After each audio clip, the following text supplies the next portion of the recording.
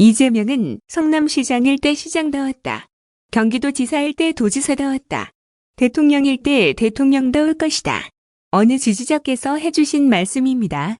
뿌듯함에 어깨가 으스겨 유세장에서 종종 말씀드리곤 합니다.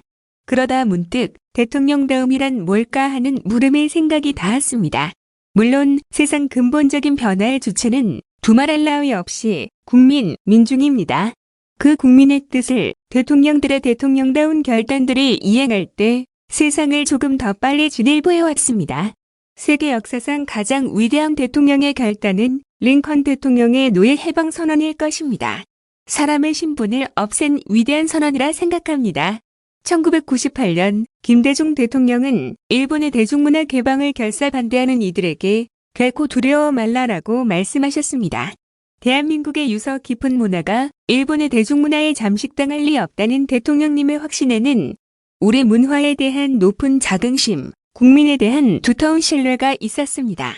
그로부터 20여 년이 흐른 지금 우리는 김구 선생님이 그토록 바라던 높은 문화의 힘을 가진 문화 강국의 주인이 되었습니다. 일본과의 비교는 굳이 하지 않아도 되겠지요. 노태우 대통령은 주의 냉전론자들의 반대를 뚫고 북방 외교를 실현했습니다. 어찌 보면 문재인 정부의 신남방, 신북방 정책의 초석은 노태우 대통령이 깔아놓은 것이라 할 수 있겠습니다. 김영삼 대통령은 집권의 토대가 되었던 하나회를 없앴습니다. 주위 주류 관료들의 반대를 뚫고 금융실명제를 실시해 우리 경제의 체질을 바꿨습니다. 노무현 대통령도 지지자들의 반대를 무릅쓰고 한미 FTA를 체결하고 이라크 파병을 결정했습니다. 다행스럽게도 우리나라 근현대사를 이끈 대통령들의 결단은 진보 보수를 망라하고 대체로 오늘의 대한민국을 만드는데 긍정적 기여를 했습니다. 물론 몇몇과 몇몇의 결단은 그렇지 않지만 말입니다. 현재 저의 정확한 직업적 표현은 대통령이 되고자 하는 구직자입니다. 국민께서 권한을 위임해 주셔서 대통령이 된다면 어떤 결단들에 직면하게 될까요? 기대도 되지만 두렵지 않다고 하면 거짓말일 것입니다. 결단이라고 하는 것이 대체로 이에 당사자들은 당연하고 때로는 지지자들의 반대를 동반하기 때문이기도 하고 결과를 속단할 수 없는 위험 부담을 감내해야 하고 그 결과가 미치는 영향은 너무나 크고 방대하기 때문입니다. 아직 예측할 수 없지만 정확한 한 가지 원칙은 분명히 지켜야겠다 다짐합니다. 오직 국민의 삶, 나라의 미래에 유익한 결정만 하자. 당장의 유불리, 내 편, 임기 5년 치적 욕심을 버리자. 충주에서 원주로 가는 충원대로 서울로 사랑과 자원이 집중되는 상황에서 균형 발전을 꿈꿨던, 지역을 생각했던, 그래서 원주 혁신도시의 토대를 닦은 노무현 대통령의 결단을 생각합니다. 2022년 2월 24일 충원대로에서 다음 뉴스. 산 좋고 물 좋은 우리나라, 농사 잘 지어 풍년을 불러올 사람이 필요합니다. 목도리를 손수 둘러주시던 충주 어머님의 품이 어찌나 따뜻하던지요. 강원도의 아이가 평화와 번영의 대한민국을 만들어달라며 고사리 손으로 건네준 인형에는 제 마음이 무장해제되고 말았습니다. 충주와 원주를 비롯해 정말 산 좋고 물 좋은 우리나라입니다. 그 위에서 우리는 찬란한 역사를 만들어 왔습니다.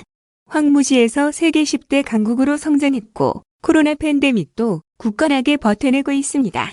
그러나 절대 여기가 끝이 아닙니다.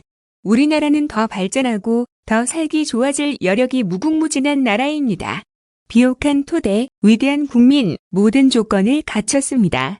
국정이라는 농사를 잘 지어 모두가 어우러져 잘 사는 풍년을 불러올 일꾼만 있으면 됩니다. 제가 그 일꾼을 자청하겠습니다. 이재명은 작은 규모라도 직접 일구어보고 열매를 맺었습니다. 이재명은 여러 시행착오 속에서 경험치를 쌓았습니다. 국민 여러분께서 믿어주신다면 대한민국 제대로 잘 가꿔낼 자신이 있습니다. 경제를 살리고 평화를 정착시켜서 국민 여러분이 안심하고 살아가실 수 있도록 하겠습니다. 지방에 사시는 국민에게 균형 발전, 청년에게 기회라는 적과 꿀이 흐르는 대한민국을 만들겠습니다. 여러분, 이번 선거는 이재명이냐 윤석열이냐의 선택이 아닙니다. 민주당이냐 국민의힘이냐를 선택하는 것도 아닙니다. 경제와 안전과 평화와 여러분의 미래를 선택하는 것입니다. 나를 위해, 우리를 위해, 나의 가족, 친구, 이웃을 위해 일할 준비가 되어 있는 사람에게 일할 기회를 주십시오. 다음 뉴스, 국가 범죄는 기한 없이, 성역 없이 엄단하겠습니다. 한국전쟁 민간인 희생자 유족들께서 이재명 지지를 선언해 주셨습니다. 무거운 책임감을 가집니다. 이승만 정권은 한국전쟁을 전후에 무고한 민간인들을 무참히 학살했습니다. 국가가 나서지 않아 정확한 통계조차 없지만 일각에선 100만 명을 넘어설 것으로 추산합니다. 영문도 모른 채 이름만 올렸던 수많은 국민이 국가 범죄에 희생되셨습니다. 유족들께선 박정희, 전두환 정권 시기 연좌제로 고통받았고 지금까지도 그 아픔은 완전히 치유되지 못했습니다. 국가의 존재 이유는 첫째가 국민 생명과 안전을 지키는 일입니다. 국민을 지켜야 할 국가가 저지른 범죄는 기한 없이 성역 없이 엄중 처벌하겠습니다. 당사자와 유족께서 입은 피해는 국가가 무한으로 책임져야 합니다. 제주 4.3 특별법이 올 초 개정되고 작년 제2기 진실화위원회가 활동을 재개하는 등 문재인 정부에서 일부 성과가 있었습니다. 한국전쟁 민간인 희생자들께도 특별법 등 항구적인 대책이 필요합니다. 명예를 회복하고 피해엔 특별한 보상이 따라야 할 것입니다. 역사를 잊은 민족에게 미래는 없습니다. 완전한 진상 규명과 특별한 피해 보상, 이재명이 하겠습니다. 다음 뉴스, 대한민국을 바이오 헬스 산업 글로벌 선도 국가로 도약시키겠습니다. 세계보건기구는 23일 23시 대한민국을 WHO 글로벌 바이오 인력 양성 허브로 선정하였다고 발표했습니다. 우리나라가 저소득국의 백신 자급화를 위해 백신, 바이오 의약품 생산 공정 교육 훈련을 제공하는 중심기관 역할을 하게 된 것입니다. 당장 올 7월부터 글로벌 바이오 인력 370명에 대한 양성 교육을 시행하게 됩니다. 코로나 팬데믹 대응 과정에서 보여준 우리 기업의 역량과 정부의 의지를 국제기구가 높이 평가한 것을 국민과 함께 자랑스럽게 생각합니다. 치료제 개발의 기술 경쟁력 강화와 생산력 확보는 국가 핵심 과제가 됐습니다. 바이오 헬스 산업은 이제 미래 핵심 성장 동력이자 보건 안보를 위한 기반 산업입니다. 추격 산업을 넘어 선도 산업으로 발돋움해야 합니다. 이와 관련해 저는 지난 22일 바이오 헬스 산업 5대 공약을 발표했습니다. 기술 개발, 생산, 임상시험, 인허가 분야 전문 인력 연간 1만 명 양성, 의과학자, 연구 전문 인력 양성을 위한 바이오, 융복합 전문대학원 신설, 글로벌 바이오 헬스, 인재 양성, 투자 확대가 그것입니다. WHO가 대한민국을 바이오 인력 양성 허브 국가로 만들겠다는 구상과 일치하는 것입니다. 또한 신종감염병 백신과 치료제 원천 기술 기반 확보와 원천 기술 활용 고도화 방안 마련, 백신 글로벌 허브 구축을 위한 백신 원천 기술을 포함한 백신 개발과 생산 역량 강화로 또 다른 감염병에 신속하게 백신과 치료제를 수급하고 국제 경쟁력을 확보하겠다고 밝혔습니다. WHO 인력 양성 허브 지정으로 대한민국은 세계 보건 안전을 위한 리더십을 인정받을 기회가 마련됐습니다. 앞으로 우수한 인력과 기술력, 인프라를 갖춘 바이오 헬스 기업이 글로벌 경쟁력을 갖춘 세계적 기업으로 우뚝서도록 과감하게 투자하고 지원하겠습니다. 대한민국이 바이오 헬스 산업의 글로벌 선도 국가가 되도록 반드시 해내겠습니다. 세계보건기구는 23일 23시 대한민국을 WHO 글로벌 바이오 인력 양성 허브로 선정하였다고 발표했습니다. 우리나라가 저소득국의 백신 자급화를 위해 백신, 바이오 의약품 생산 공정 교육 훈련을 제공하는 중심기관 역할을 하게 된 것입니다. 당장 올 7월부터 글로벌 바이오 인력 370명에 대한 양성 교육을 시행하게 됩니다. 코로나 팬데믹 대응 과정에서 보여준 우리 기업의 역량과 정부의 의지를 국제기구가 높이 평가한 것을 국민과 함께 자랑스럽게 생각합니다. 코로나를 거치면서 백신과 치료제 개발의 기술 경쟁력 강화와 생산력 확보는 국가 핵심 과제가 됐습니다.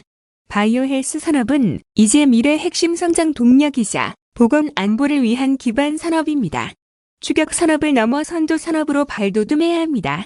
이와 관련해 저는 지난 22일 바이오 헬스 산업 5대 공약을 발표했습니다.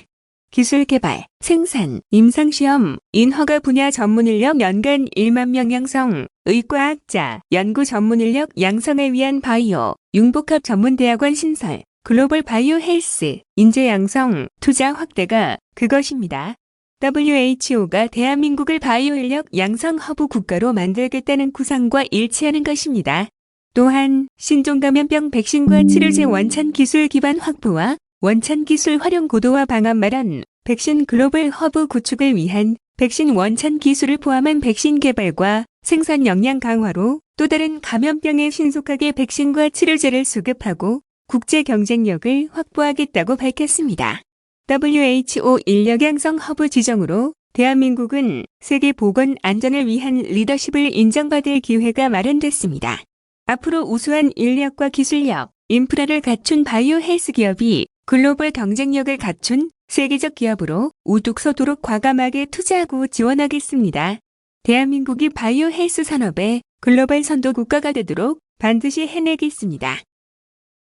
다음 뉴스, 한국형 4대 SM 시험 발사 성공, 자주국방 한 발 앞으로 한국형 미사일 방어 체계의 한 축을 담당하게 될 LSM이 시험 발사에 성공했습니다.